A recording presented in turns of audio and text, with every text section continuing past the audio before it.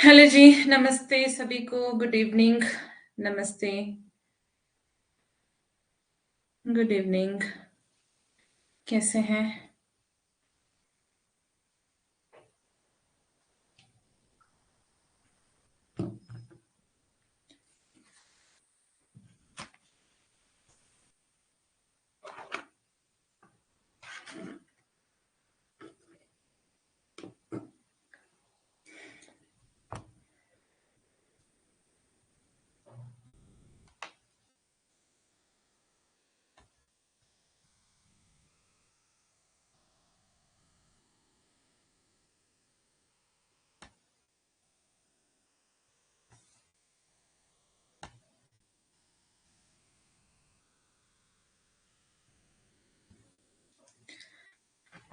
तो जी, स्वागत है आपका आज की क्लास में। हम पढ़ रहे हैं इकाई 3 साहित्य शास्त्र।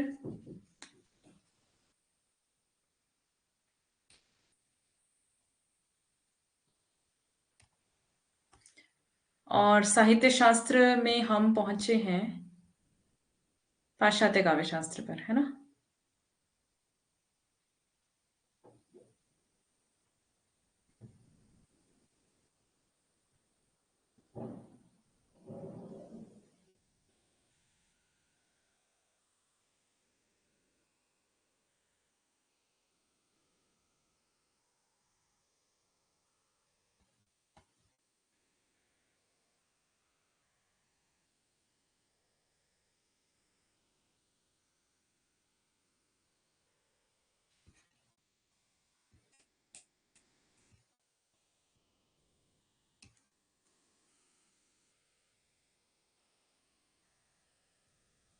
प्लेटो के बारे में सुबह पढ़ लिया था। गुड इवनिंग,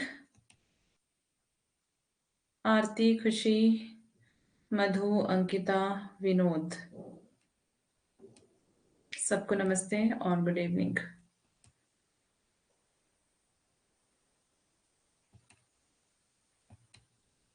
प्लेटो का अनुकरण सिद्धांत अभी हम पढ़ने वाले हैं। ठीक है, सुबह की क्लास से किसी को कोई सवाल है तो आप पूछ सकते हैं। सुबह की क्लास से किसी को कोई सवाल है तो आप बता सकते हैं। अदरवाइज हम आगे चलेंगे। नमस्ते।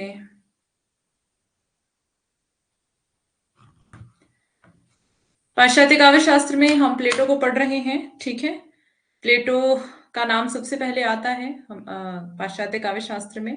वैसे हमने होमर के बारे में सुबह पढ़ा था। तो होमर जो है वो यूनान के पहले कवि माने जाते हैं। ठीक है, जिनके बारे में हमने पढ़ा था कि होमर ने झूठ बोलना सिखाया है दुनिया को, है ना? ऐसा ही कहते हैं ना प्लेटो। तो प्लेटो ऐसा क्यों कहते हैं ये भी हम आगे देखेंगे सारी चीजों को। ठीक है, यूनान के प्रथम कवि थे होमर, है ना? तो जिस समय प्लेटो का समय था उस समय क्या होता था, दास प्रथा थी वहां पर, और युद्ध बहुत ज्यादा होते थे। तो वहां पर काव्य जो है इतना ज्यादा महत्वपूर्ण नहीं था। सबसे ज्यादा वहां पर शिक्षा दी जाती थी अस्त्र शस्त्र के ज्ञान की, युद्ध की, राज्य कैसे किया जाए, युद्ध कैसे किया जाए, है ना, अस्त्र शस्त्र कैसे चलाए जाए, ऐसी शिक्षा दी जाती थी। तो काव्य इतना ज्यादा महत्वपूर्ण नहीं था। ठीक है, और जो प्लेटो थे वो उपयोगितावादी दृष्टिकोण था इनका, उपयोगितावादी दृष्टिकोण से संबंधित इनका मत है जो आपको याद रखना होता है। ठीक है, काव्य को इन्होंने बिल्कुल निम्न कोटि का माना है। मतलब अ, काव्य को इन्होंने क्या कहा कि ये सत्य से 3 गुना दूरी पर है, तिगुनी दूरी पर है ये सत्य से, है ना? वो किस प्रकार है ये भी हम इसके बारे में आगे चर्चा करेंगे। तो अब हम शुरू करते हैं क्लास को। लगभग सभी बच्चे आ ही गए होंगे, है ना? तो अब हम वेट नहीं करेंगे किसी का, अब हम चलते हैं सीधा। कॉपी पेन निकाल लें, आप नोट करते चलेंगे। पहले हम थोड़ा सा इसको पढ़ेंगे, फिर मैं आपको समझाती हूँ।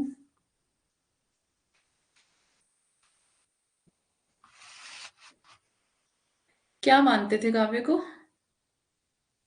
समझ नहीं पाई मैं। प्लेटो का अनुकरण सिद्धांत। प्लेटो काव्य को जीवन का अनुकरण मानते हैं।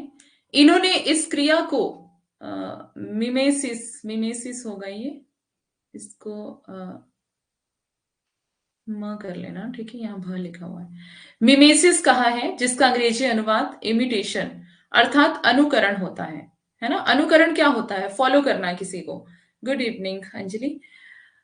प्लेटो की स्पष्ट धारणा है कि काव्य सत्य से दूर होता है। प्लेटो स्पष्ट रूप से क्या कहते हैं कि जो काव्य है वो सच्चाई से दूर है ना, क्योंकि वह कविता को अज्ञान से उत्पन्न करता है ना, जिस बात का ज्ञान नहीं है कवि को।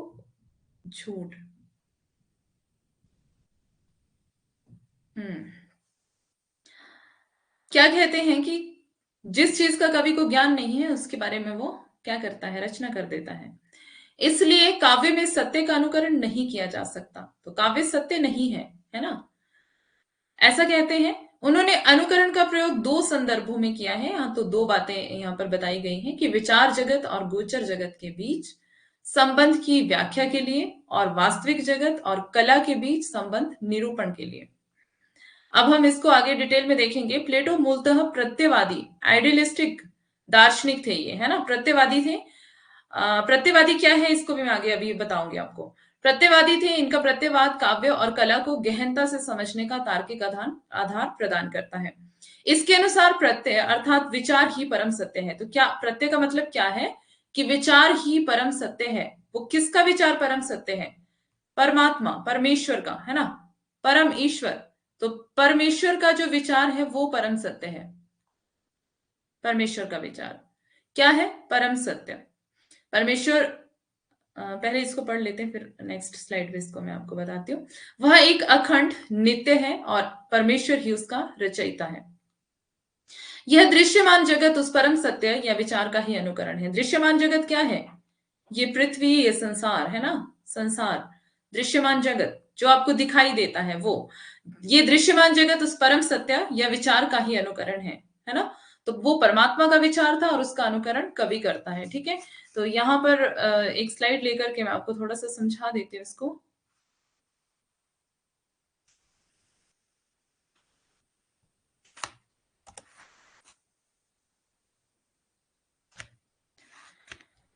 तो यहाँ पर प्लेटो के बारे में हम सबसे पहले देखते हैं। प्लेटो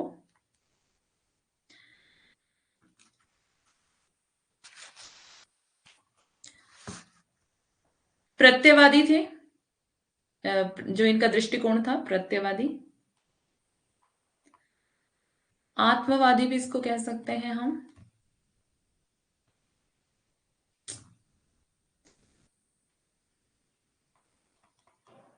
और इसको हम उपयोगितावादी भी कह सकते हैं, ठीक है।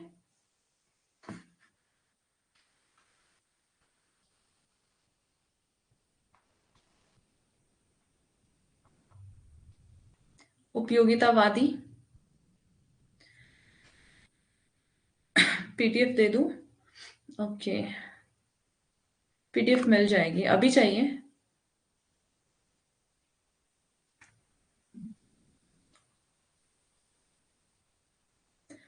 ठीक है।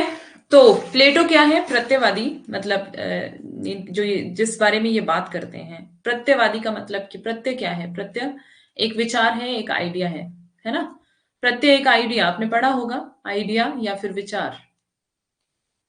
आइडिया इसको हम इंग्लिश में बोलते हैं और हिंदी में हम इसको विचार कह सकते हैं, ठीक है। तो ये विचार क्या है? किसका विचार है? परमेश्वर का विचार। किसका? परमेश्वर का विचार। अब हमने पढ़ा पीछे वाली स्लाइड में कि परम विचार सत्य है। परम विचार सत्य है। परम मतलब जो सबसे उत्तम विचार है ना।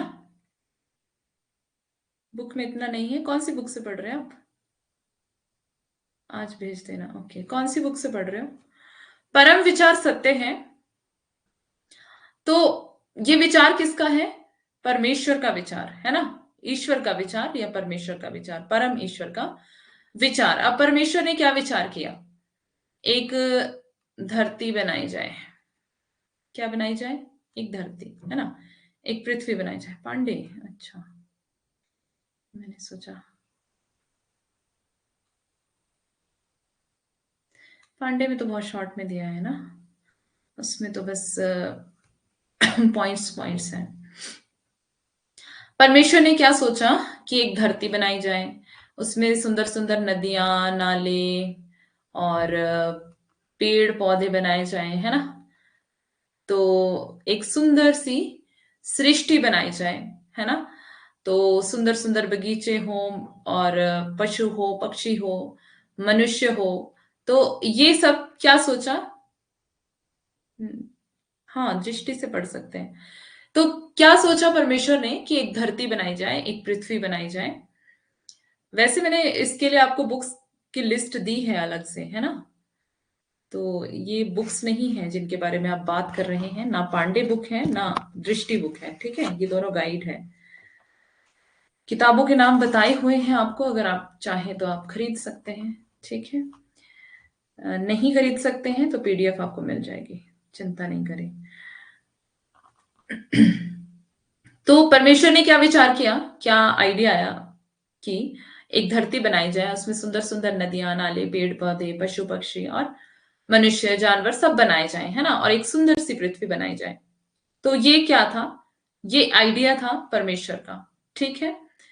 पहली बात, जो आइडिया है वो पहली बात है, वो उत्तम एक विचार है। हाँ, कोई बात नहीं, मेरी ड्राइंग उतनी अच्छी नहीं है ना। तो अभी फिलहाल तालाब से ही काम चला लो, है ना। वैसे मुझे गोल नहीं बनाना चाहिए था, ये मैंने गलती कर दी, चलो हटा दिया मैंने गोला। ऐसे ऐसे ही घर गुर बना देती तो अच्छा था। चलो, ड्राइंग तो अच्छी है लेकिन ऐसे यहाँ पर थोड़ा मुश्किल हो जाता है बनाना, ऐसे उतनी भी अच्छी नहीं है। तो अब क्या, ये पहली बात है, एक सुंदर सृष्टि की रचना करना, है ना। तो ये पहला एक विचार है जो परमेश्वर ने एक विचार किया कि ऐसा मुझे, ऐसे सृष्टि मुझे बनानी है।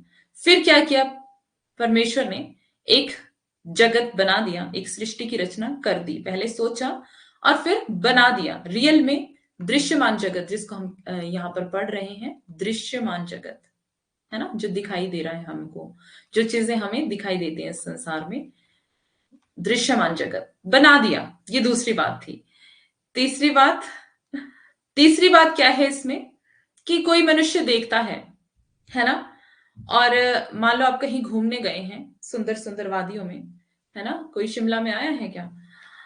तो आ, आप कहीं गए हैं पहाड़ों पर, पहाड़ों में कहीं सुंदर सुंदर जगहों पर, और वहां पर आप देख रहे हैं बहुत सुंदर सुंदर दृश्य। और देख करके आप क्या कर रहे हो, आप बोल रहे हो वाओ कितना सुंदर है ये दृश्य, है ना। कहते हैं ना हम, वाओ कितना सुंदर लग रहा है, कितनी सुंदर नदियां हैं, नाले हैं, पर्वत है, पहाड़ है। तो सुंदर हमें देखने को लगता है तो हम क्या कहते हैं, वाओ कितना सुंदर है ना। तो क्या, अब मनुष्य जो है, मनुष्य के मन में, मनुष्य ने तारीफ करी उसकी, और मनुष्य के मन में एक थॉट आ गया कि मुझे भी मनाली गया। हाँ, अच्छा, मनाली, मनाली सुंदर है, सुना है, गई नहीं हूं कभी। वैसे हिमाचल में ही है पर गई नहीं हूं। सुना है कि बहुत सुंदर है मनाली। तो मनुष्य के मन में क्या आ गया कि मुझे क्या करना है, चित्रकारी करनी है, मुझे चित्र बनाना है इसका। क्या करना है, चित्र बनाना है। किसका, यही नदियां, नाले, पहाड़, पर्वत, जो चीजें भी, जो चीजें इस संसार में बहुत सुंदर सुंदर दिखाई देती है, उसका क्या करना है, मुझे चित्र बनाना है। तो जब वो चित्र बना देता है मेरी तरह, है ना, मेरी तरह तो नहीं बनाता, बहुत सुंदर सुंदर बनाता है। कुल्लू मनाली बहुत अच्छी जगह है, वहां का व्यू बहुत प्यारा। अच्छा अंकिता, आप भी गए हो वहां।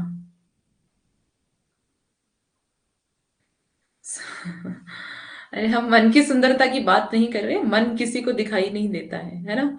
हम दृश्यमान जगत की बात कर रहे हैं जो सबको दिखाई देता है। मन तो किसी को नहीं दिखाई देता, और मन जो है हमेशा पवित्र नहीं रहता है। मन में बहुत बहुत बहुत थॉट्स चलते हैं, बुरे अच्छे हर प्रकार के, है ना। तो कहते हैं मन को कोई वश में नहीं कर सकता है। तो मन की बात नहीं कर रहे, हम कर रहे हैं दृश्यमान जगत की। मैं स्विट्जरलैंड, अच्छा, खज्जर, ये खज्जर कहाँ है।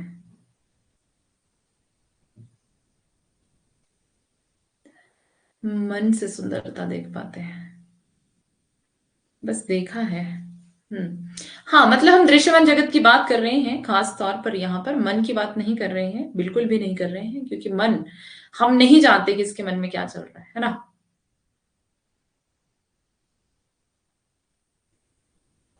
अच्छा, जैसा मन होता है वैसे दिखता है। हम्म तो जो चित्र बनाता है, कवि चित्रकारी करता है, कोई चित्रकार, तो वो तीसरे नंबर पर आ जाता है ना। तो जो तीसरे नंबर पर आता है, यानी कि 3 गुना दूरी पर है सत्य से। सत्य परमेश्वर का एक विचार था, वो सृष्टि बनाने का, फिर सृष्टि बना दी, पहली बात। तो वो सत्य जो है वो विचार है, जो ईश्वरीय विचार था, परमेश्वरीय विचार था, वो सत्य था। और उसके बाद 3 स्टेप और आ गए इसमें, है ना। 3 स्टेप्स और आ गए। तो 3 गुना दूरी पर है काव्य, ठीक है। 3 गुना दूरी पर। अब आप क्या करते हैं, पंजाब हरियाणा में बहुत गेहूं होती है ना। विनोद को पता होगा, विनोद। बहुत ज्यादा गेहूं है, गेहूं होती है, और गेहूं बनानी मुझे नहीं आती। अपने ऊपर भी हंसी आ रही है मुझे अब। अच्छा, गेहूं की बालें होती है ना, ऐसे ऐसे करके थोड़ा सा बना देती हूँ। गेहूं की बालें होती है ना, ऐसे ऐसे करके, कुछ कुछ ऐसे, है ना। यहाँ पर गेहूं होता है उसमें।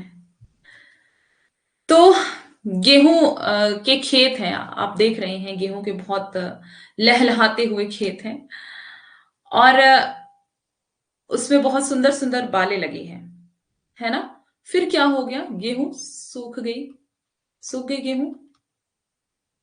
फिर क्या करते हैं, उसको काटते हैं, फिर उसमें से गेहूं के दाने निकाल लेते हैं। क्या करते हैं, गेहूं के दाने अलग कर देते हैं। तो ऐसे ऐसे छोटे छोटे दाने निकाल करके साइड कर देते हैं, ठीक है। और जो ये बालें हैं, इसको हम फेंक देते हैं, काम की नहीं है, ठीक है। गेहूं निकल गई। पहली बात तो गेहूं लगाई है खेत में, मतलब बीज डालना पड़ता है। दूसरी बात, गेहूं सूख गई तो क्या कर दिया, उसके दाने अलग कर दिए। तीसरी बात क्या हो गई, कि आपने उसका आटा बना दिया, बिस्किट बना दिए, ब्रेड बना दी, है ना। और अलग अलग तमाम तरह की चीजें बना दी, है ना। तो इसी तरह से जो है, काव्य सत्य से कितनी दूरी पर है। सच्चाई तो गेहूं की बालें थी, है ना। तो गेहूं की बालों से क्या क्या बन गया आगे।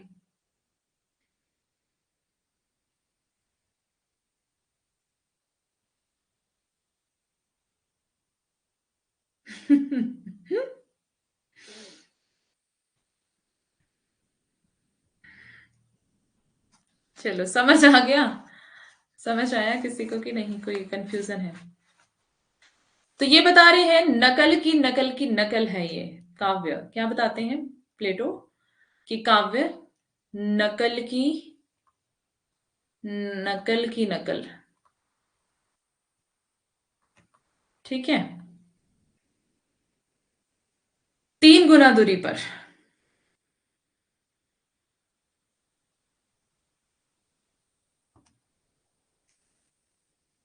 चले आगे। अब यहां पे 2 बातें हैं। अनुकरण सिद्धांत हम पढ़ रहे हैं। अनुकरण सिद्धांत सबसे पहले किसने दिया है। अनुकरण सिद्धांत 2 व्यक्तियों का है, ठीक है। ये आपको, इसमें कोई कंफ्यूजन नहीं होना चाहिए कि अनुकरण सिद्धांत अगर आपको पूछ रहे, तब तो आप अरस्तु ही बताओगे ना। बट हम तो प्लेटो का पढ़ रहे हैं, है ना। आपने तो मास्टर्स में पढ़ा होगा अरस्तु का, अरस्तु का अनुकरण सिद्धांत मास्टर्स में पढ़ा है ना। तो आपने पढ़ा है अरस्तु का, क्या प्लेटो का भी पढ़ा है किसी ने। तो सबसे पहले जो अनुकरण का सिद्धांत है वो किसने दिया है, प्लेटो ने दिया है, ठीक है। अगर आपको एग्जाम में ये सवाल पूछ लिया जाए, तो सबसे पहले अनुकरण का सिद्धांत किसने दिया, प्लेटो ने दिया। ओके। और दूसरी बार किसने दिया, अरस्तु ने दिया। दोनों का पढ़ा है। दूसरा किसने दिया, अरस्तु ने दिया, ठीक है। तो इसमें कंफ्यूजन नहीं होना चाहिए आपको, है ना। प्लेटो का नाम क्या था, भारत में अफलातून, ठीक है। प्लेटो का भी पढ़ा था। ओके। क्योंकि मुझे मास्टर्स में सिर्फ अरस्तु वाला ही था अनुकरण सिद्धांत, प्लेटो का मैंने तब मतलब ये तैयारी के दौरान पढ़ा है। प्लेटो ने अपने इस सिद्धांत को समझाने के लिए पलंग का उदाहरण दिया है। ये पलंग का उदाहरण हमने सुबह भी देखा था। उनका कहना है कि यथार्थ पलंग वह है जिसका रूप हमारे प्रत्यय या विचार में है ना? रियल कौन सा है? जो आइडिया हमारे दिमाग में है। और इसी रूप का निर्माण ईश्वर ने किया है। तो ईश्वर ही क्या करता है? आइडिया देता है हमें। उस विचार में मौजूद रूप के आधार पर बढ़ई लकड़ी से पलंग का निर्माण करता है। अब माइंड में विचार आया, वो विचार किसने दिया? परमेश्वर ने दिया। और फिर क्या हो गया? उसको एक मूर्त रूप देने के लिए, यानी कि उसको बनाने के लिए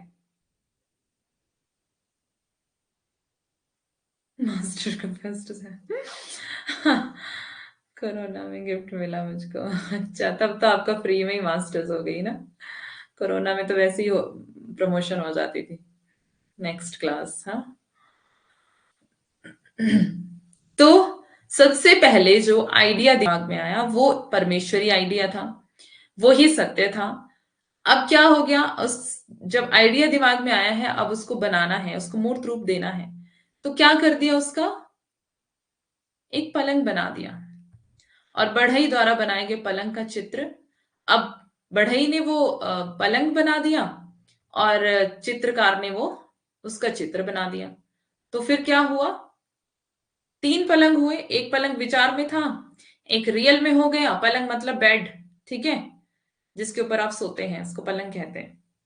तो पहले जो आइडिया था वो पहला पहला था और सत्य भी वही था। फिर उसका क्या कर दिया? मूर्त रूप दे दिया उस पलंग को और रियल में एक पलंग लकड़ी से बना दिया, ठीक है। और चित्रकार ने क्या किया? उस पलंग का चित्र बना दिया। तो क्या हो गया? तीन पलंग हो गए, एक विचार वाला पलंग, एक रियल वाला, और तीसरा जो था चित्र वाला पलंग। तीन पलंग हो गए। तो यानी सत्य जो है वो कहाँ है? 3 गुना दूरी पर है, ठीक है।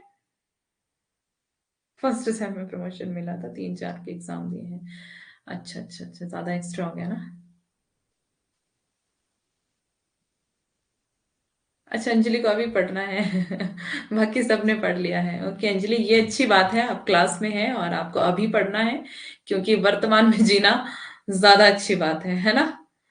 और ध्यान पढ़ने में हो तो और भी ज्यादा अच्छी बात है। हमारी यूनिवर्सिटी में तो लॉकडाउन के बाद एग्जाम लिया था। अच्छा, आपकी यूनिवर्सिटी अच्छी है कि उन्होंने रोक के रखा हुआ था, एग्जाम लेना ही लेना है ना? प्रथम जिसका निर्माण ईश्वर या विचार में है। दूसरा जिसका निर्माण बढ़ई लकड़ी से करता है। तीसरा वह जिसका निर्माण कलाकार या चित्रकार करता है। यही कारण है कि प्लेटो के अनुसार कविता या कलाकृति अनुकरण का अनुकरण या नकल की नकल है। इसलिए वह मानते हैं कि हर काव्य या कला मिथ्या और सत्य से दूर है। तो हर काव्य और हर कला कहाँ से क्या है? मिथ्या है, मतलब झूठ है। और किससे दूर है? सत्य से दूर है। अच्छा, अभी पीजी कर रही हैं। Okay okay, very good. Plato की काव्य संबंधी मान्यताएं। प्लेटो का कहना है कि काव्य में देवों का चरित्र आदर्श नहीं है और ना ही वीरों का। उसमें मनुष्यों को कोई सत प्रेरणा उनसे मनुष्यों को कोई सत प्रेरणा यानी कि अच्छी प्रेरणा नहीं मिल सकती। उदाहरण, होमर के ग्रंथों में देखा जा सकता है कि जहां देवताओं को क्रूर और लोभी तथा सत पात्रों को दुखित दिखाया गया है ना? तो मतलब क्या बता रहे हैं? देवताओं को क्या दिखाया गया है उसमें?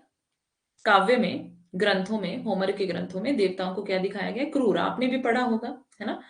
देवताओं को क्या दिखाया गया है? क्रूर दिखाया गया है। गुड। तो लोभी दिखाया गया है ना? क्या करते हैं वो अमर होने के लिए? समुद्र मंथन में क्या करते हैं? अमृत के पीछे लड़ाई होती है ना? और लड़ते लड़ते उसमें पक्षपात हो जाता है ना? पक्षपात। और खुद खुद क्या कर लेते हैं वो? पी लेते हैं अमृत, है ना? तो यही बता रहे हैं कि लोभी बताया है, क्रूर बताया है, और सत पात्रों को दुखित बताया है ना? जो अच्छे पात्र हैं काव्य में, जो अच्छे पात्र हैं उनको क्या बताया गया है? दुखी। अब काव्य जो है वो एक कल्पना है। तो अगर मैं आपको या आप में से किसी को भी कहूं कि आप कुछ कल्पना कीजिए, तो आप क्या कल्पना करेंगे? मैं उदास हूं, मैं परेशान हूं। देवताओं से छल करते हैं। ऑनलाइन क्लास चलती थी। नमस्ते बोलकर सर को खाना खाने चली जाती थी म्यूट करके। हे प्रभु, मेरे साथ तो नहीं ऐसा करते हो आप? नमस्ते बोलकर खाना खाने, हाँ। तो, तो क्या है कि अगर मैं आपको कहूं कि कुछ कल्पना करो, तो आप क्या कल्पना करोगे? ऐसी कल्पना तो नहीं करोगे कि मैं रो रहा हूँ या मैं रो रही हूँ या मैं परेशान हूँ या मैं बहुत ज्यादा दुखी हूँ, मेरे पास पैसा नहीं है, गरीबी है, कपड़े नहीं है ना, फटीचर हालत है। ऐसी कल्पना कोई करेगा? कोई नहीं करेगा। सब कहाँ देखेंगे अपने आप को? बहुत ऊंचाइयों पर, है ना? बहुत मतलब ऊंची पदवियों पर, अच्छा अच्छा खाना आपके पास पड़ा हो, आप उसको खा रहे हो, है ना, आपकी पसंद की चीजें आपके पास हो, चारों तरफ नौकर चाकर घूम रहे हो। इस तरह का इमेजिनेशन करोगे ना, इस तरह की कल्पनाएं करोगे ना। ऐसे तो नहीं कि दुखी और परेशान होने वाली कल्पनाएं करोगे। तो प्लेटो यही कह रहे हैं कि उसमें क्या दिखाया गया है। हम लोगों के लिए बहुत दुख की बात थी, जो प्रोफेसर पढ़ाए थे अब वो नहीं रहे। हाँ, ये तो चलता रहता है। मैम मैम पढ़ा रही है तो हमें सर की याद आ रही है, ये चैप्टर सर बहुत अच्छे से पढ़ाए थे। अच्छा। कुछ कुछ टीचर्स भूलते नहीं है ना। तो क्या करेंगे हम दुखी होने वाली कल्पना कभी भी नहीं करेंगे। तो प्लेटो यही कहना चाह रहे हैं कि दुखी होने वाली हम कोई कल्पना नहीं करते। और काव्य क्या है? काव्य कल्पना है। और काव्य में क्या दिखाया गया है? दुखी होना दिखाया गया है। अच्छे पात्र जो जो मतलब अच्छाई करते हैं, अगर उस उनको दुखी होना दिखाया गया है, उनका दुख दिखाया गया है, तो फिर तो सब अच्छा बनने से दूर ही भागेंगे, है ना? कि मैं क्यों अच्छा बनूं? अब राम बहुत अच्छे थे। अब राम के जीवन में इतने सारे दुख आए, उनको वनवास में रहना पड़ा, मतलब वन में रहना पड़ा, और महल छोड़ करके, है ना, जबकि वो राजा राम थे। तो उनको महल छोड़ करके जंगल में रहना पड़ा। ऐसी उनकी लाइफ थी। तो ऐसी ऐसी लाइफ कौन जीना चाहेगा? कोई भी नहीं जीना चाहेगा, है ना? सभी चाहेंगे कि हम महलों में रहें, अच्छे से रहें, अच्छे से खाएं पिए, अच्छे से जिए। तो अच्छे पात्रों के साथ अगर गलत हो रहा है ना, रावण ने बहुत ज्यादा परेशान किया राम को, तो उनके साथ बहुत ज्यादा गलत हो रहा था, दुख, उनका पूरा दुख दिखाया गया है। ये मुझे नहीं पता होमर के ग्रंथों में क्या क्या लिखा था, बट वैसे ही बात कर रही हूँ कि ग्रंथों में ऐसा दिखाया जाता है। या फिर हम कुछ भी कोई भी काव्य, कोई भी साहित्य पढ़ते हैं या फिर कोई नाटक देखते हैं, तो उसमें ये चीजें दिखाई जाती है कि जो अच्छे पात्र हैं वो दुखी रहते हैं, है ना, उनको बहुत ज्यादा दुख उठाना पड़ता है। तो जब जनता देखेगी उस चीज को या पढ़ेगी, पाठक पढ़ेगा, तो फिर क्या होगा? उसके मन में यही आएगा कि क्यों अच्छा बनना है ना? बुरा बन करके जब सारे सुखी हैं, तो मैं क्यों बुरा ना बनूं? मुझे अच्छा बन के क्या करना है? क्या मिलेगा मुझे अच्छा बन करके? तो यही प्लेटो कहना चाह रहे हैं कि वो एक आदर्श समाज की स्थापना करना चाहते थे। हमने सुबह देखा था ना, आदर्श समाज की स्थापना करना चाहते थे वो, है ना? तो आदर्श समाज की स्थापना कैसे करते वो? इसीलिए उन्होंने ये ऐसे ऐसे काव्य का विरोध किया। होमर और हेसियोद के काव्यों में ऐसे स्थल आए हैं जो पाठकों और श्रोताओं के मन में वीरता की जगह भय का संचार करती है, जबकि काव्य ऐसा हो कि नवयुवकों में शौर्य जगाए और मृत्यु की लालसा जगाए। तो बता रहे हैं कि ऐसे पाठकों और श्रोताओं के मन में वीरता की जगह क्या होगा? भय का संचार होगा, डर जाएंगे वो, है ना? तो नवयुवकों में क्या होना चाहिए? शौर्य की भावना, वीरता की भावना। काव्यों में भोग विलास की कामना उत्तेजित करने वाले उत्सवों का निषेध हो। तो मतलब भोग विलास या फिर कामना वाली बातें ना हो काव्य में, अच्छी अच्छी बातें हो। काव्य में अगर सदाचार के लिए दंड और कदाचार के लिए पुरस्कार होगा, तो नैतिकता कैसे टिकेगी? अब कोई सदाचारी व्यक्ति है, उसको दंड मिल रहा है, ऐसा होता है ना, और जो बुरा करता है उसको पुरस्कार मिल रहा है, फिर कैसे नैतिकता रहेगी? है ना? फिर तो इसी को बढ़ावा मिलेगा ना, कदाचार यानी कि बुराई को बढ़ावा मिलेगा।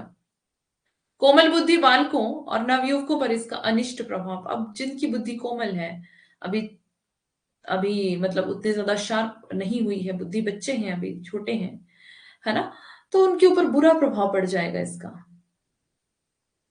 नाटकों में बुरे पात्रों के लगातार अनुकरण से अभिनेता में भी उनकी बुराइयां आ जाती हैं। अब देखो, जो अभिनय कर रहे हैं, उनके अंदर भी वो, मतलब अभिनय करते करते उनके अंदर वो अनुकरण से क्या आ जाता है, उनके अंदर वो सारी चीजें एंटर कर जाती हैं, है ना।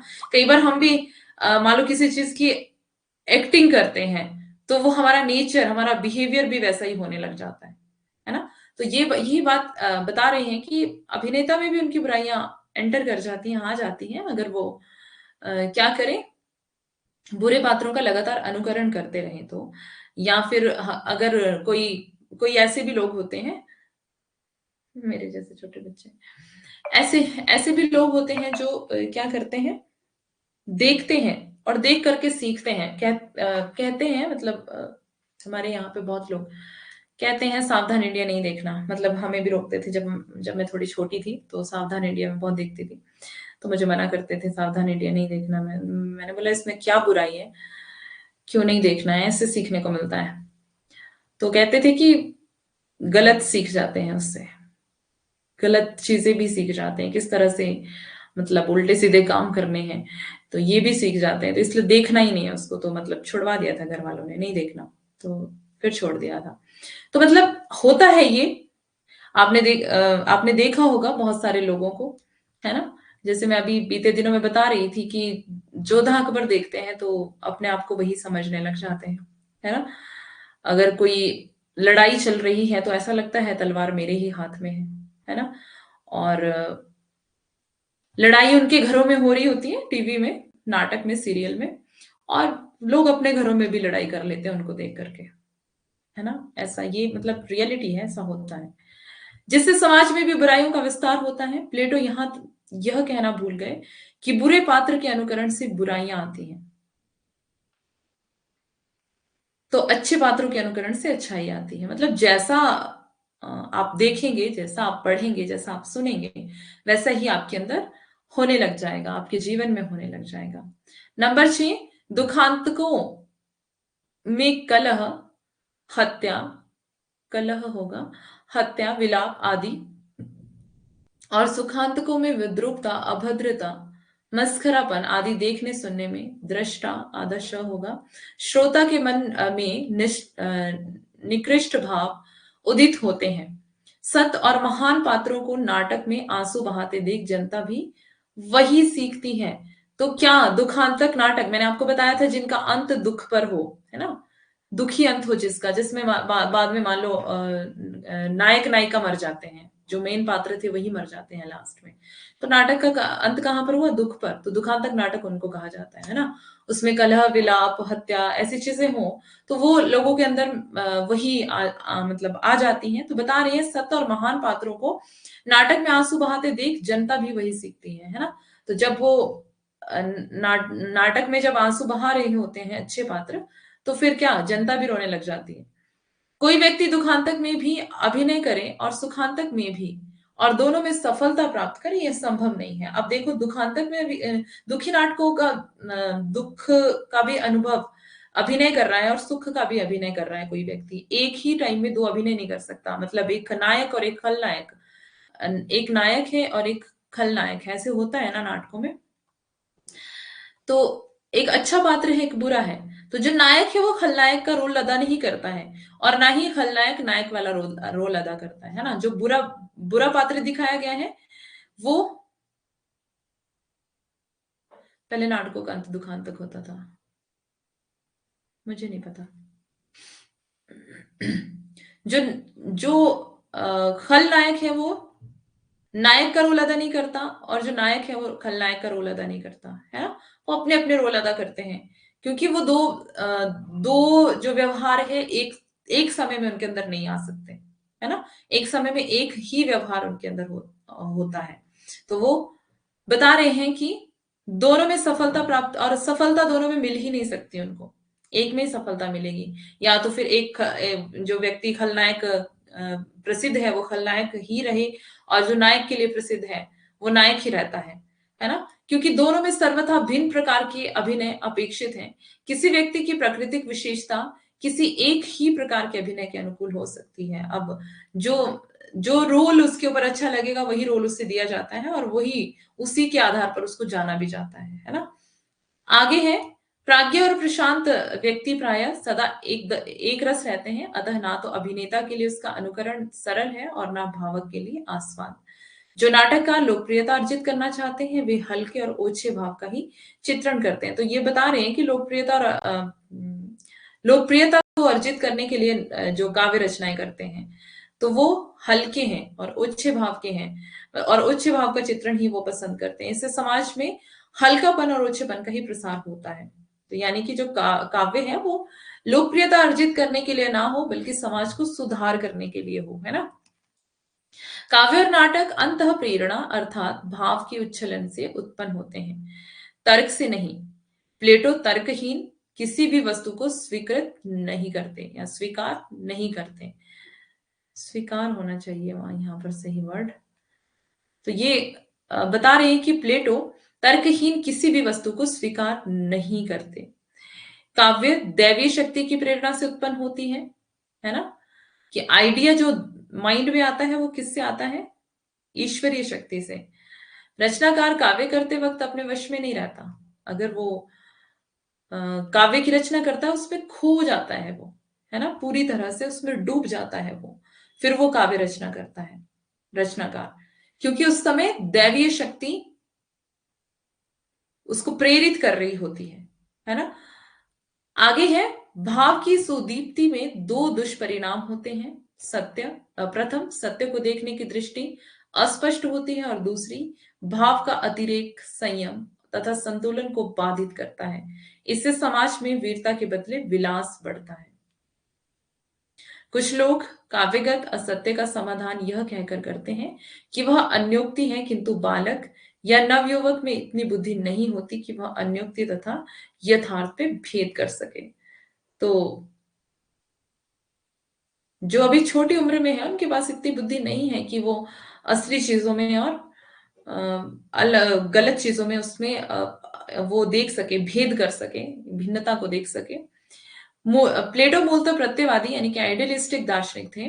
प्रत्ययवाद के अनुसार प्रत्यय अर्थात विचार या फिर आइडिया ही परम सत्य है, जो हम पढ़ चुके हैं। ईश्वर उसका सृष्टा है, दृश्यमान जगत उसका अनुकरण है। दर्शन मीमांसा का मूल उद्देश्य सत्य का अन्वेषण होता है। प्लेटो की दृष्टि से कलाकार तीन प्रकार के होते हैं। पहला, वह जो धरती, आकाश तथा देवता सभी की रचना करता है, उसे ईश्वर कहते हैं। दूसरा, कलाकार या फिर बढ़ई है जो चारपाई बनाता है, किंतु उसके द्वारा निर्मित चारपाई वास्तविक चारपाई नहीं है। वो जो वास्तविक थी वो विचार था, आइडिया था। वह वास्तविक चारपाई की छाया मात्र है ना। उस आइडिया का जो विचार माइंड में है उसकी छाया, उसकी प्रतिलिपि है। तीसरा, कलाकार चित्रकार है, वह बढ़ई द्वारा निर्मित चारपाई की अनुकृति बनाता है। अब वो सिर्फ क्या कर रहा है? फोटो बना रहा है बस। बढ़ई ईश्वरकृत मूल प्रत्यय की छाया निर्मित करता है और चित्रकार उस छाया की अनुकृति तैयार करता है। छाया की छाया सत्य कैसे हो सकती है? ऐसा प्लेटो का कहना है। उसे तो ईश्वर रचित चारपाई का ज्ञान भी नहीं है, उसके ज्ञान को सच कैसे माना जा सकता है? बढ़ईकृत चारपाई को हम चारों दिशाओं से देख सकते हैं, है ना।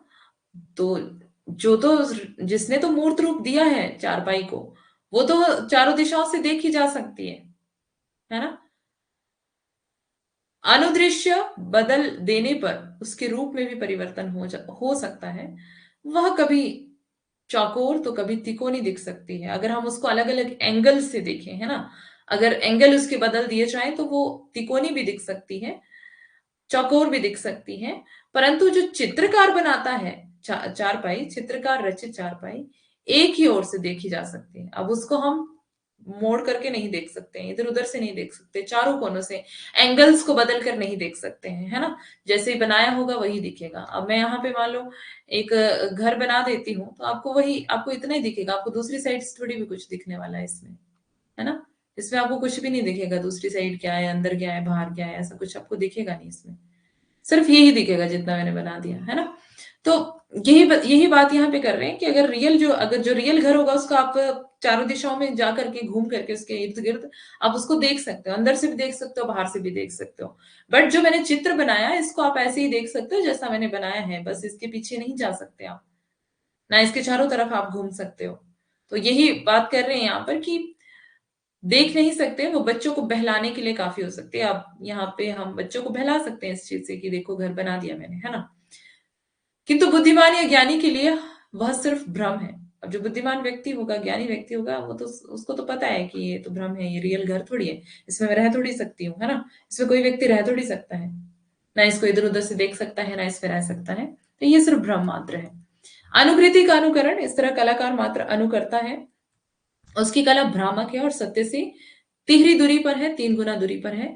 वह सत्य की तीसरी छाया को सत्य मान लेता है, अतः वह छाया चित्रकार है। वह बढ़ई या मोची को चारपाई बनाते या फिर जूता सीते हुए चित्रित कर सकता है, किंतु उनके पेशे से अनभिज्ञ रह जाता है ना। तो अगर मोची कोई जूता बना रहा है तो देख सकता है व्यक्ति उसको बनाते हुए, पर उसके पेशे के बारे में उसको नहीं पता है, चित्र बना सकता है बस। चारपाई कैसे बनाई जाती है इसके बारे में उसे कोई ज्ञान नहीं होता है ना, कि कितनी लकड़ी लगेगी उसमें, कितना फुट लकड़ी लगेगी और कहाँ से उसको काटना है, कहाँ से जोड़ना है, ये उसको नहीं पता है। उसको सिर्फ यही पता है कि मुझे चित्र बनाना है, दैट्स इट। बाकी तो बनाने वाले को पता है कितनी लकड़ी चाहिए, कैसी लकड़ी चाहिए, कहाँ से काटना है, कहाँ से जोड़ना है, कहाँ पर उसको फिट करना है, ये सिर्फ उसी को पता है जिसका ये पेशा है ना। तो बाकी लोग तो पेशे से अनभिज्ञ हैं, चित्र बनाने वाले तो पेशे को नहीं जानते हैं, तो सत्य से दूर है। इसी प्रकार कवि जिस वस्तु का अनुकरण करता है उसकी वास्तविक प्रकृति से परिचित नहीं होता है। वह ना तो अपने अनुकार्य की प्रकृति से परिचित होता है और ना उसका सच्चा रूप अंकित कर पाता है। इसका आशय यह हुआ कि कला में जिन पदार्थों का चित्रण होता है वे केवल चर्म चक्षुओं से दिखाई पड़ने वाले विविध रूपात्मक तथा क्षण क्षण परिवर्तनशील पदार्थ होते हैं, जबकि सत्य अपरिवर्तनशील, अमूर्त और एक है। निष्कर्षतः कहा जा सकता है कि काव्य में अनुकरण की प्रक्रिया वस्तुओं को उनके यथार्थ रूप में नहीं बल्कि आदर्श रूप में प्रस्तुत करती है, तो इसीलिए आदर्शवादी है। जो कार्य चित्रकार तूलिका और रंगों से करता है वही कार्य कवि शब्दों द्वारा करता है। अब चित्रकार तो क्या कर रहा है, चित्र बना रहा है, पेन पेंसिल का, कलम का उपयोग कर रहा है, रंगों का उपयोग कर रहा है ना, और पेपर का उपयोग कर रहा है। बट कवि को क्या चाहिए, शब्द। कवि भले ही अपनी प्रतिभा के बल पर श्रेष्ठ काव्य का सृजन करता हो, किंतु वह जो कुछ भी चित्रित करता है वह प्रकृति के खुले हुए रंगमंच को देखकर उससे प्रेरणा लेकर करता है। अर्थात कवि की रचना प्रकृति की चित्रशाला की अनुकृति होती है। प्रकृति स्वयं अरूप तत्व की रूपात्मक छवि है, अतः कवि का सत्य यथार्थ से पर्याप्त दूर है। काव्य तथा अन्य कलाओं द्वारा सत्य का निरूपण नहीं हो सकता, यह मानकर ही प्लेटो ने काव्य को देवस्तुतियों एवं महापुरुषों की प्रशस्तियों तक ही सीमित रखा है। प्लेटो के काव्य सिद्धांत के 2 सिद्धांत दिए गए हैं, काव्य की उत्पत्ति का सिद्धांत, अनुकरण का सिद्धांत। काव्य की उत्पत्ति का सिद्धांत जो दैवी प्रेरणा से संबंधित है। काव्य सृजन एक प्रकार से ईश्वरीय उन्माद का परिणाम है, ये प्लेटो का कथन है, इसको याद रखेंगे आप। काव्य सृजन एक प्रकार से ईश्वरीय उन्माद का परिणाम है। दूसरी बात यहाँ पे क्या है कि कवि की काव्य चेतना एक बांसुरी है जिसमें स्वर फूंकने का काम ईश्वर करता है। कवि की काव्य चेतना क्या है, एक बांसुरी, स्वर कौन फूंकता है, ईश्वर, है ना। तो मतलब कवि की विचार में है कविता, उसको और ज्यादा लिखने के लिए, है ना, ईश्वर ही बुद्धि देता है, ईश्वर ही शब्द देता है। अथवा काव्य एक वीणा है जिसके तार ईश्वर के स्पर्श से झंकृत हो उठते हैं। कवि केवल माध्यम है, वास्तविक रचयिता ईश्वर है, ये प्लेटो का कहना है। उन्माद का अर्थ मतलब आनंद, एक अलग सा जो आनंद मनुष्य के हृदय में होता है, खुशी, उसको उन्माद कहते हैं। प्लेटो ने काव्य को नैतिकतावाद एवं उपयोगितावादी दृष्टि से देखा है। प्लेटो ने काव्य को नैतिकतावाद एवं उपयोगितावादी दृष्टि से देखा है। उनके अनुसार काव्य ग्राह्य है जो मनुष्य में नैतिकता का संचार करे और उसे आदर्श नागरिक बनाए। तो मतलब हमने सुबह ये पढ़ा था कि वो आदर्श राज्य की स्थापना करना चाहते थे। तो इसीलिए ये चाहते थे कि काव्य में क्या हो, नैतिकता हो, ताकि आदर्श समाज की स्थापना की जा सके। प्लेटो ने काव्य और कवि पर 3 गंभीर आरोप लगाए हैं। क्या कहते हैं कि काव्य अनुकृति की अनुकृति है, कवि स्वयं अज्ञानी होने के साथ-साथ अज्ञानता का प्रचार-प्रसार भी कर रहा है, अज्ञानता को फैला भी रहा है ना? कवि को क्या कहा इन्होंने? अज्ञानी। कवि समाज में अनाचार का पोषण करने वाला अपराधी है। समाज में अनाचार को पोषित कर रहा है कवि, ऐसा कहना है प्लेटो का, है ना? अब प्लेटो को पूछे कि आप क्या चाहते हैं, साहित्य लेना चाहते हैं या फिर फलों की टोकरी? तो वो बोलेंगे मुझे फलों की टोकरी दे दो, साहित्य नहीं चाहिए, काव्य नहीं चाहिए मुझे, है ना? तो मतलब काव्य को इन्होंने बिल्कुल ही अ, झूठ माना है। प्लेटो के अनुसार काव्य के 3 भेद हैं। अनुकरणात्मक काव्य जिसमें क्या है, प्रहसन और दुखांत नाटक। प्रहसन भी है जिसमें प्रहसन शैली कौन सी होती है, जिसमें हंसी मजाक हो, है ना? और दुखांत जिसका अंत दुख में ही हो। अनुकरणात्मक काव्य के 2 भेद होते हैं, प्रहसन जिसमें हास्य व्यंग्य हो, और दुखांत। और फिर है दूसरा वर्णात्मक या प्रगीत जिसमें शब्द माधुर्य और लय हो। वर्णात्मक प्रगीत डीथी रैप के 3 अंग माने जाते हैं। डीथी रैप भी इसी को कहते हैं, प्रगीत या वर्णात्मक, जिसमें शब्द माधुर्य और लय हो। ठीक है, ये 3 अंग माने गए हैं इसमें, शब्द माधुर्य और लय। फिर है मिश्र महाकाव्य, मिश्रित मतलब जिसको कह सकते हैं हम, जिसमें कवि कुछ कुछ अंश तक अपने माध्यम से और कुछ अंश तक पात्रों के माध्यम से अपनी बात कहता है। तो कवि अपनी बात कैसे कहता है, अपनी विचारधारा को कैसे प्रकट करता है, कैसे जाहिर करता है? एक तो अपने माध्यम से, और दूसरा उसके पात्रों के माध्यम से वो कहलवाता है उन बातों को, है ना? जैसे कि हम पढ़ते हैं उद्धव गोपी गोपी संवाद भ्रमर गीत में, है ना? उद्धव गोपी संवाद पढ़ते हैं तो वहां पर किसकी विचारधारा है वो? क्या उद्धव और गोपियों की विचारधारा है वो? नहीं। वो किसकी विचारधारा है? सूरदास की। सूरदास निर्गुण को ज्यादा अच्छा मानते हैं, सॉरी सगुण को। सूरदास सगुण को ज्यादा अच्छा मानते हैं और सगुण का ही प्रचार करते हैं। इसीलिए वो उद्धव को भेजते हैं गोपियों के पास, किस चीज का संदेशा लेकर? निर्गुण का। और यहाँ पर गोपियां क्या कहती हैं? ठीक ठाक बेइज्जती करती हैं उद्धव की, और कहती हैं कि तुम अपना निर्गुण अपने पास ही रखो, हम सगुण में ही प्रसन्न हैं। तो निर्गुण पर सगुण की विजय दिखाई गई है इसमें, है ना? निर्गुण पर सगुण की विजय।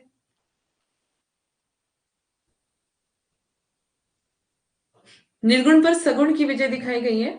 तो मतलब है खुद की विचारधारा सूरदास की, लेकिन किसके माध्यम से?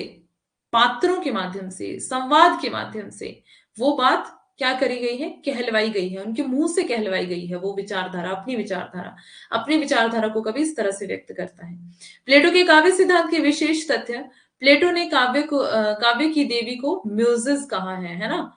तो यहाँ पर जैसे इंडिया में काव्य की देवी किसको कहा जाता है, संगीत की देवी किसको कहा जाता है? सरस्वती को ना। विद्या की देवी, जिसको विद्या, काव्य या फिर हम संगीत की देवी मानते हैं भारत में, है ना? लेकिन इनके यहाँ, प्लेटो के यहाँ, यानी कि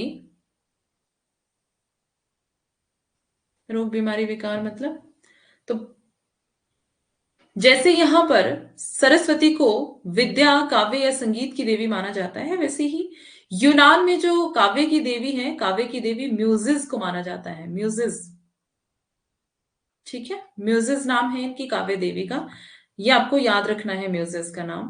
प्लेटो ने त्रासदी को दूषित विचारों का पोषण कर व्यक्ति को उन्मादग्रस्त करने वाली रचना माना है। त्रासदी को दूषित विचारों का पोषण करके व्यक्ति को उन्मादग्रस्त करने वाली, त्रासदी कौन सी है? कौन सा? ट्रेजेडी जिसको कहते हैं, है ना? हम बोलते हैं ना ट्रेजेडी हो गई बहुत बड़ी, तो वही त्रासदी, उसको हिंदी में क्या कहते हैं? त्रासदी। तो त्रासदी भी हम आगे पढ़ेंगे। और प्लेटो को, मतलब इसके बाद हम त्रासदी पढ़ेंगे, दुखांतक नाटक क्या है, त्रासदी क्या है, और कामदी भी होता है एक, कामदी हिंदी में कहते हैं और कॉमेडी इंग्लिश में कहते हैं, ठीक है? कामदी, त्रासदी और कामदी दो है ना, तो इसको कॉमेडी कहते हैं इंग्लिश में, ठीक है। तो ये चीजें हम आगे अभी पढ़ने वाले हैं। प्लेटो काव्य को जला देने वाली बात कहते हैं कि मतलब क्या कहते हैं, काव्य को जला देना चाहिए ना, काव्य का कोई काम ही नहीं है। प्लेटो मोची का महत्व कवि की तुलना से अधिक देता है, और मोची को भी ज्यादा अच्छा मान रहे हैं, काव्य को उतना अच्छा नहीं मानते हैं। क्या कहते हैं, प्लेटो स्वयं एक कवि थे, उनकी काव्य रचनाएं ऑक्सफोर्ड बुक ऑफ वर्ड्स में संकलित है, ऑक्सफोर्ड बुक ऑफ वर्ड्स में संकलित है इनकी इनकी रचनाएं। कवि तो थे ही ये, है ना, और कवि के साथ साथ क्या दुख, त्रासदी, हाँ। तो कवि तो ये थे ही, और ये इसके साथ साथ क्या थे, आलोचक भी थे, है ना, समाज सुधारक भी थे। तो इनकी जो रचनाएं हैं वो कहां पर मिलती हैं, ऑक्सफोर्ड बुक ऑफ वर्ड्स में संकलित है। प्लेटो का अनुकरण सिद्धांत, प्लेटो के अनुसार वस्तु के तीन रूप होते हैं, आदर्श रूप, वास्तविक रूप और अनुकृत रूप। तो आदर्श रूप वही ईश्वर बनाता है, सत्य है। वास्तविक रूप कारीगर बनाता है, सत्य से दुगुना दूर है। अनुकृत रूप जो कलाकार चित्र बनाता है, सत्य से तिगुना दूर है, क्योंकि यह अनुकरण का अनुकरण है। तो ये कुल मिला के इसका निचोड़ है सारा, ठीक है। तो ये देख लेना इसको ध्यान से। इसके बाद उदाहरण, ईश्वर ने पलंग का रूप बनाया अतः वह सत्य है। कारीगर ने आदर्श की नकल करते हुए वास्तविक पलंग बनाया, कलाकार ने उसका चित्र बनाया। ये हमने देख लिया उदाहरण, ठीक है। अब आगे चलते हैं, प्लेटो के अनुकरण सिद्धांत के विशेष तथ्य देख लेते हैं। प्लेटो की दृष्टि में अनुकरण का अर्थ हूबहू नकल है। प्लेटो के अनुसार कवि अनुकरण का अनुकरण करता है, अतः काव्य या अन्य कलाएं सत्य से तिगुना दूर हैं। काव्य एवं अन्य कलाएं सत्य से तिगुना दूर होने के कारण त्याज्य हैं, मतलब त्यागे जाने के योग्य। प्लेटो के महत्वपूर्ण कथन, गुलामी मृत्यु से भी भयावह है। मृत्यु ऐसे लिखते हैं, मृत्यु से भी भयावह है गुलामी, क्योंकि उस समय गुलामी थी, दास प्रथा बहुत ज्यादा थी वहां पर, है ना। और जो इनके शिष्य थे, अरस्तु, शायद अरस्तु के बारे में ही है वो, मे बी, कि उन्होंने कहा था कि दासों को मेरे बाद, मेरे मरने के बाद दासों को मुक्त कर देना। तो दास प्रथा की मुक्ति उन्होंने ही करवाई थी, ये भी हम देखेंगे अभी आगे, है ना। तो इनकी शिष्य गुरु शिष्य परंपरा को एक बार देख लेते हैं। सबसे पहले सुकरात, सुकरात के शिष्य प्लेटो हुए। प्लेटो, प्लेटो के शिष्य अरस्तु। मैंने सुबह बताया था अरिस्टोटल, सुकरात उनके गुरु, हाँ जी, यहाँ पे लिख दिया मैंने, सुकरात गुरु हैं, प्लेटो शिष्य हैं, ठीक है। अरस्तु है, अरस्तु को एरिस्टोटल भी कहा जाता है ना, अंग्रेजी में। और जिस तरह से अरस्तु ही एरिस्टोटल है, उसी प्रकार जिससे कि गंगाधरी शक्तिमान है ना, ऐसे याद रखना है इसको, मतलब याद रख लेना है इसको। जैसे कि सिकंदर भी आपने पढ़ा है ना, अलक्षेंद्र, कौन सा नाटक है वो, चंद्रगुप्त नाटक में अलक्षेंद्र है ना। अलक्षेंद्र किसका नाम था, सिकंदर का। सिकंदर नाम तो ऐसे ही पड़ गया उसका, अलक्षेंद्र नाम था, ठीक है। अरस्तु के शिष्य कौन हुए, सिकंदर, सिकंदर महान, अलेक्जेंडर, अलेक्जेंडर, अलेक्जेंडर, अरस्तु के शिष्य थे सिकंदर, ठीक है। और सिकंदर जो थे, सिकंदर जो था वो योद्धा था, वो गुरु नहीं था, इन्होंने कोई शिष्य नहीं बनाया, ये सिर्फ योद्धा था। तो गुरु शिष्य परंपरा यहीं पर खत्म हो जाती है सिकंदर पर। सुकरात, सुकरात के शिष्य प्लेटो, प्लेटो के शिष्य अरस्तु, अरस्तु के शिष्य सिकंदर, ठीक है। तो इन्होंने कहा कि मृत्यु, जो गुलामी है वो मृत्यु से भी भयावह है, मृत्यु से भी खतरनाक है गुलामी, क्योंकि यूनान में कौन सी प्रथा थी, दास प्रथा थी, दास बनाए जाते थे, गुलामी में लोग रहते थे, है ना। कविता भावों और संवेगों को उद्दीप्त करती है और तर्क एवं विचार शून्यता को विचार शून्यता का प्रोत्साहन है। आदर्श गणराज्य में कवियों का कोई स्थान नहीं है। काव्य समाज के लिए, मतलब अगर आप आदर्श गणराज्य की स्थापना करना चाहते तो कवि नहीं होने चाहिए, है ना। क्योंकि कवि क्या करते हैं, कवि जो है अच्छे से रचनाएं नहीं करते हैं, आदर्श समाज की स्थापना नहीं करते हैं, कुछ भी डाल देते हैं कविताओं में। काव्य समाज के लिए हानिकारक है जिसका आधार ही मिथ्या है, वह उपयोगी कैसे हो सकता है? ये इनके कथन हैं प्लेटो के, तो ये आपको देख लेने हैं, याद रख लेने हैं, ठीक है?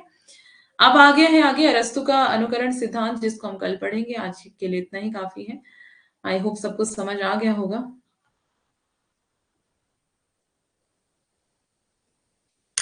तो अभी एंड कर देते हैं, कल सुबह की क्लास में इसको आगे देखेंगे। अरस्तु का अनुकरण सिद्धांत, हमने प्लेटो का अनुकरण सिद्धांत आज की क्लास में कंप्लीट कर लिया है।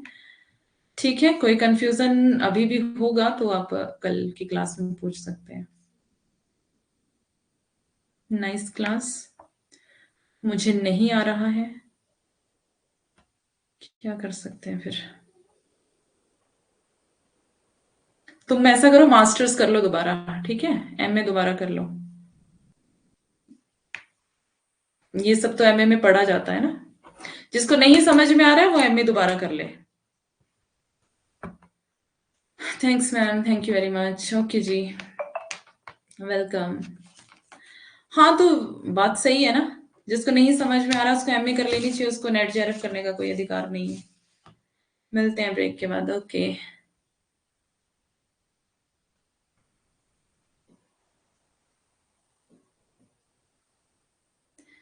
चलिए ठीक है, बाय बाय सबको, टेक केयर। कल की क्लास में मिलेंगे। इस साल तो फॉर्म निकल गए, कोई ना, अगले साल भर लेना।